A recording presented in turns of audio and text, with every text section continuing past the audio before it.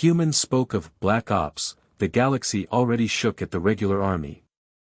The Galactic Council chamber pulsed with unease. 1,000 species were represented in the vast hall, voices sharp, bodies restless, eyes and sensors fixed on the matter no one wanted to address, but none could ignore: humanity.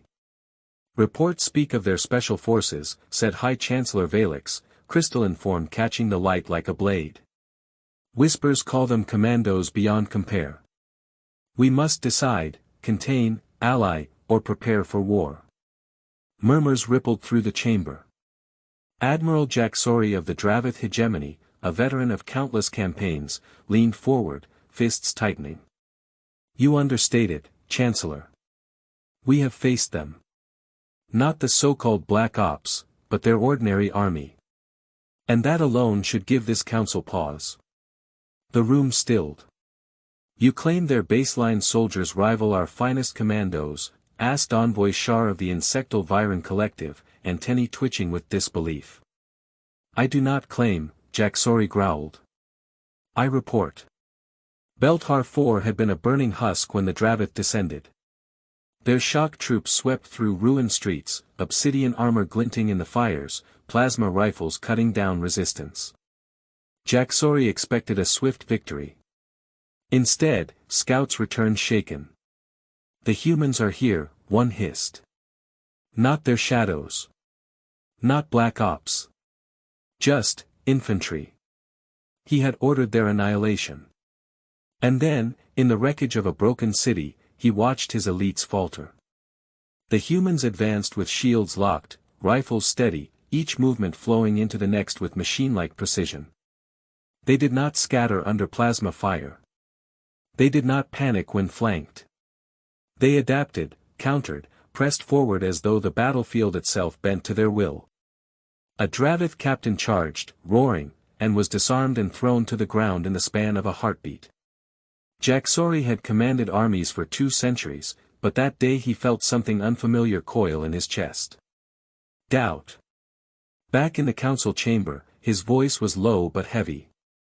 Our veterans broke against their recruits. Imagine what their ghost units are capable of. Shar hissed. Perhaps it was a chance. An accident of terrain. No, Jacksori snapped. It was intent. Their unity is a weapon sharper than steel. Envoy Thelen of the Seraph Dominion spread his wings. Do you not see the game they play? They allow rumors of Black Ops to spread. They let us fear shadows, while their daylight soldiers dismantle empires. That is not a chance. It is designed. On Beltar 4, Captain Elena Ruiz strode through the aftermath. Smoke curled from shattered walls. Human soldiers moved with weary precision, securing the ruins. A young lieutenant grinned at her. They'll say Black Ops won this, he joked. Makes for a better story. Let them, Ruiz said. Her gaze swept the battlefield littered with Dravith corpses. If they want to believe shadows did the work instead of grunts, all the better. But it makes us terrified, doesn't it? If this is what ordinary looks like, who would dare imagine extraordinary? Later, she allowed a Dravith survivor to crawl away, broken but alive. Let him tell the story, she whispered. The story spread faster than fleets. Entire empires stalled at the thought of facing them.